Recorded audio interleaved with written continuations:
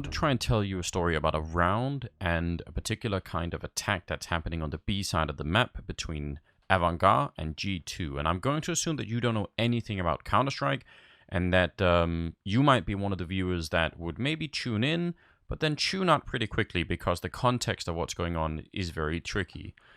One of the things that I think is a problem, and that one of the reasons why we've developed Skybox as a tool, is so that broadcasters can actually do this and tell really compelling stories so that even an uninformed audience will catch up pretty quickly and know what's going on. So the story that we're going to tell this time around is about how the offensive side, the guys in yellow with a yellow outline, are going to try and attack the B-bomb site, which is over on this side of the map.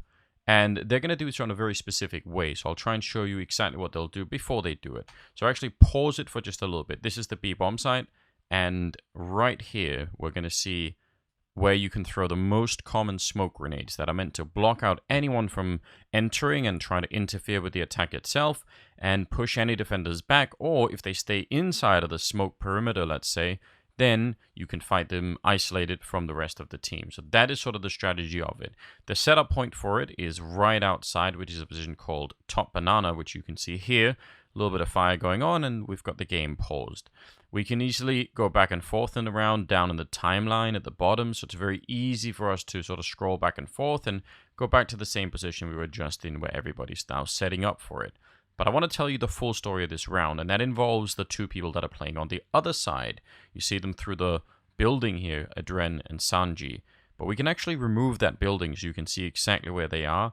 And let's remove all of the buildings that are sort of in between the A and the B bomb site so that we get a really good overview of what's going on. Because these two players, even though they're not part of the main attack, are still critical to the whole thing. So I'll try and take you through it. For one thing, right now, they're making sure that nobody who is defensive over at the A bomb site, that nobody's sneaking through, that there isn't anyone finding any information. You can see them looking, and we're going to pause it here. Adren is going to be throwing a smoke grenade that lands all the way over here, a position called Arch Corner or Archway Corner, and that's really critical. What that does is it keeps these two people honest to stick around. Now, there's a fight happening in the meantime over on the other side, but let's ignore that for the moment, because now comes the part of the actual execute towards the position that we were talking about earlier. You see the smokes are going in, and they land in these two positions, and we'll go back to the overview, because this is where you lose people. This is where you lose the context of the round. You see how Jax and Lucky are still here. They were just waiting for that smoke that's only just disappeared, but it means they can't really rotate to help out their teammates. So that fight that's happening on this bomb site, Lucky's now starting to make his way here, but you can tell it's too late already, and Jax is way too late.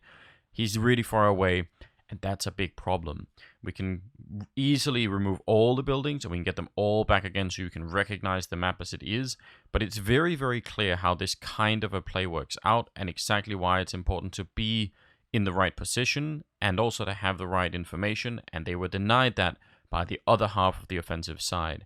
So that's a really, really good strategy that they were managing to pull here in the game, and it's essential for us to be able to tell this story in its whole and not just parts of it so that people can appreciate what the game is all about.